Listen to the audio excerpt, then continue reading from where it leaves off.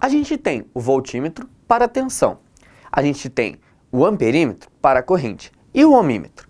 Bom, se a gente fizer um parênteses, a gente já pega pelo próprio nome, ohmímetro. Então é ohm, que é a escala, mímetro, então o medidor da escala ohm. Como a gente consegue utilizar ele? A gente utiliza para testes de continuidade e de resistência em circuitos ou equipamentos. Lembrando, esse trecho, testes de continuidade, é de extrema importância para o nosso dia a dia. Vocês vão entender que quando você tem um cabeamento ou um circuito muito grande ou muito complexo, é muito difícil você seguir o caminho do fio. Como que a gente faz aí no nosso know-how, no nosso dia a dia? A gente precisa resolver um problema. A gente está montando a iluminação de uma sala, por exemplo. Você está lá, você quer descobrir se o fio vermelho que está ali no plug da tomada é o plug que vai para o interruptor, é o mesmo cabo. Como que você faz?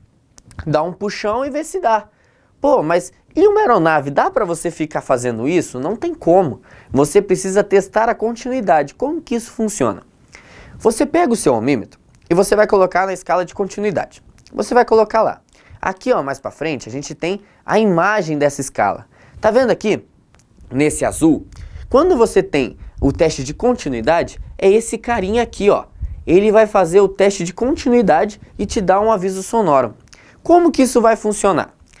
Esse teste de continuidade vai medir se o ponto que você está medindo tem passagem livre de corrente. Como assim, professor? Bom, a corrente a gente sabe que ela é preguiçosa e ela vai pelo caminho mais fácil.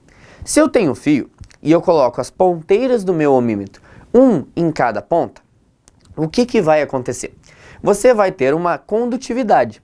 Essa condutividade é uma resistência muito baixa, ou seja, ali vai ter um fluxo de corrente mínimo.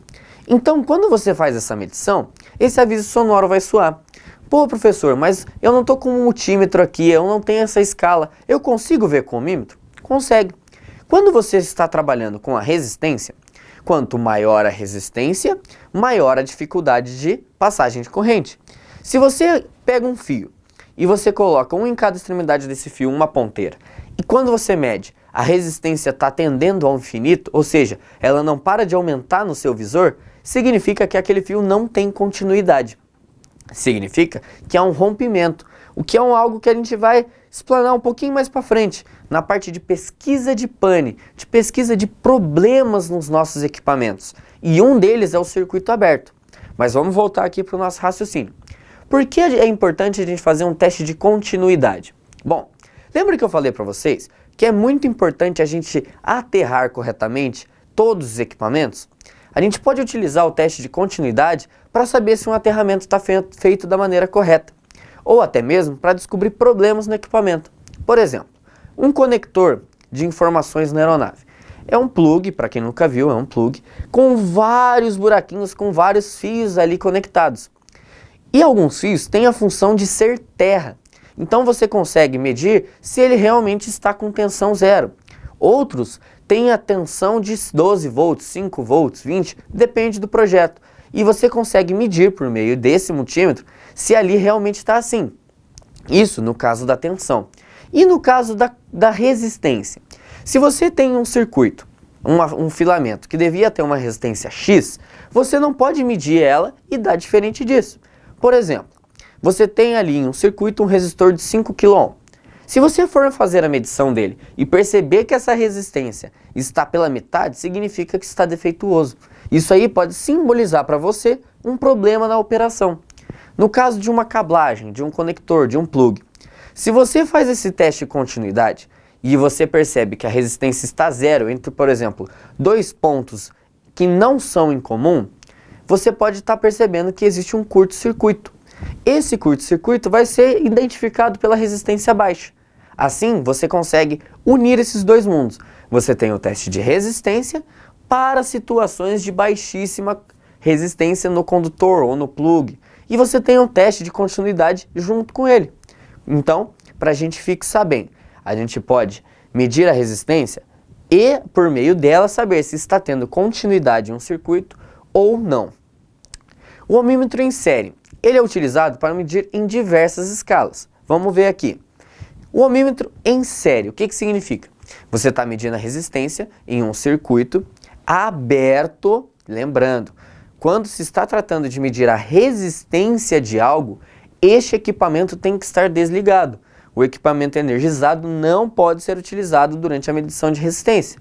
Se você o fizer, por exemplo, me confundi, coloquei o amperímetro na escala de resistência e liguei o circuito, você vai explodir o seu multímetro ou, no caso aqui, o seu ohmímetro. Então, o circuito sempre desligado. Com o circuito desligado, você vai conseguir colocar em série e medir a resistência desse sistema. Um ohmímetro enxante, que ele é em paralelo. Ele é usado para medir a resistência em circuitos com pequenos valores de resistência. Então, quando você tem um circuito em que a resistência é muito baixa, é muito pequena, não adianta você utilizar o outro método. Aqui você vai ter uma maior precisão na sua leitura. Megômetro. O megômetro é um ohmímetro de alta faixa de indicação, ou seja, ele é um ohmímetro que vai utilizar uma escala maior do que a anterior. Ele contém um gerador manual.